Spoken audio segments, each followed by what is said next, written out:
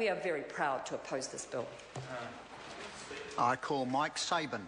Sir, I'm pleased to take the last call on another very good piece of legislation from the Honourable Chester Burrows. He's doing some very good work in this space, sir, and working very well with the Minister Paula Bennett.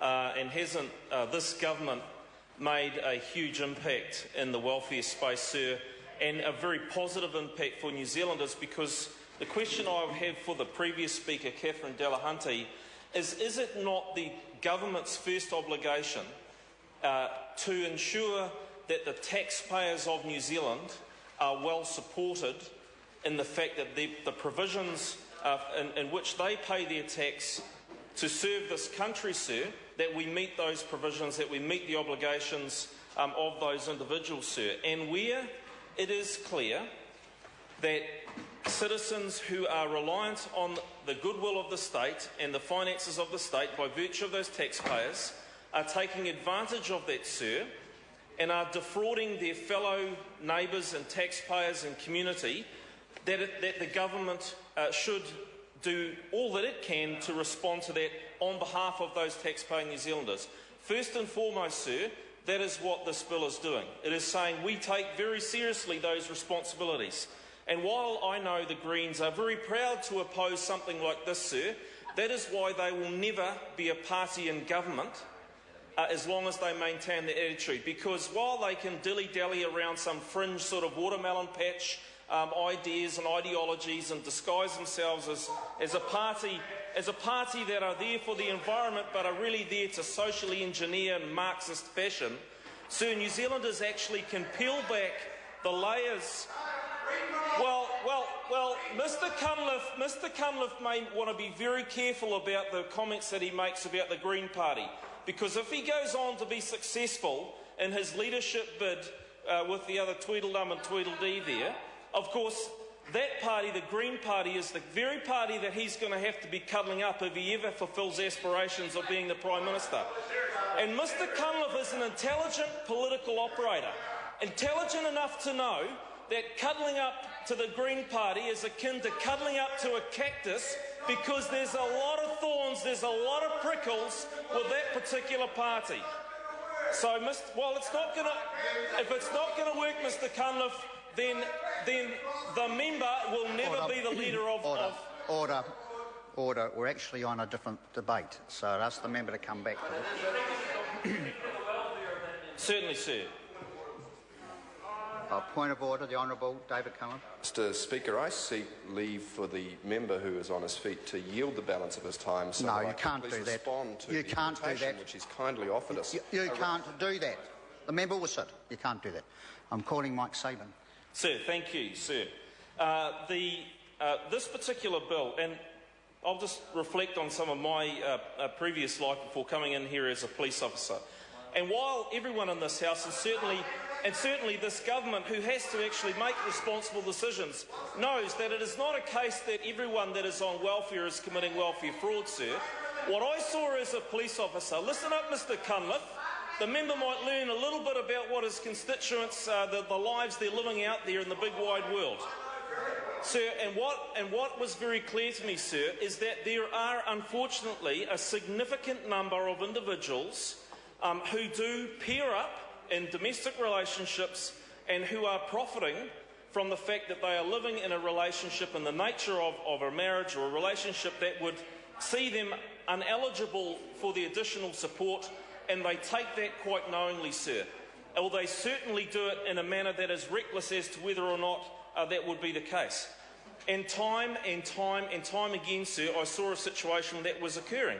And the frustration that I felt, not only as a police officer but as a member of community, to think it's not good enough that these people who are reliant on their neighbours for support are actually taking those neighbours for a ride in doing so. And while there will always be some, sir, where there are genuine cases of confusion or misunderstanding, it is not a case that this Parliament should be making legislation that is targeted simply at that tiniest nuance. Sir, it must be accommodated for, but ultimately the legislation that we should be looking to pass is to send the right messages, sir, that community, that the taxpayer, that the government says what is acceptable and what is not. And at its heart, sir, this is exactly what this legislation is doing. It is saying to the $26 million worth of welfare fraud committed by couples in relationships over in 2013. That's 1/3 of all prosecutions. It's saying that that $26 million is not yours. Taxpayers are not paying that money simply so that they can benefit by pulling a swindle, sir. And this legislation will, in fact, tackle that. And I just want to touch on briefly before my time expires, sir, on the overpayment and recovery of debt, sir. $128 million is languishing in terms of fraud, people who have committed fraud where that money has not been recovered. And a recent High Court decision, sir, made it very clear that there was some confusion and clarity is needed. And this legislation brings that clarity on a legislative footing, sir, so that it will improve the duty and the role of the Ministry of Social Development to take all reasonably practicable steps, sir, to recover that debt. It also gives the Ministry of Social Development discretion to determine on a case-by-case method how that recovery occurs, and in some exceptional circumstances, sir, that it could be deferred. Now, sir, giving that legislative clarity, sending that message, providing that Ministry of Social Development with those tools is an integral part of readjusting what is a significant amount of welfare fraud, sir, and I believe the taxpayers of New Zealand deserve that. This government gets on and does what needs to be done, sir, and the challenges of the opposition, the Labor Party and the Greens, while the Labor Party are supporting it, it's a David Shearer support. It's the old, oh yes, we certainly support, but actually behind the scenes we're supporting and thinking about something else and steering down a different course. Sir, and that's what they do. They say we support it, but we don't like it, we're going to throw it under the bus anyway because they want $1 each way. New Zealanders don't want $1 each way. Clear legislation, a good minister, a good portfolio that is where a lot of good work has been done, sir. Members, this debate has concluded. The question is that the motion be agreed to. Those of that opinion will say aye. To the contrary, no. The ayes have it. A party vote's called for. Ask the clerk for a party vote. New Zealand National. 59 votes in favour. New Zealand Labour. 34 votes in favour. Green Party. 14 votes opposed. New Zealand First. 7 votes in favour. Māori Party. 2 votes opposed. Mana. 1 opposed. Act New Zealand. 1 vote in favour. United Future. 1 vote in favour. Brendan Horan. 1 in favour. Any other votes?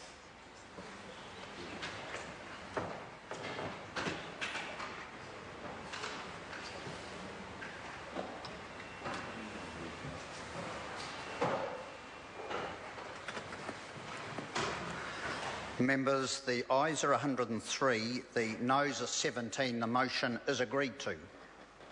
Social Security Fraud Measures and Debt Recovery Amendment Bill, first reading.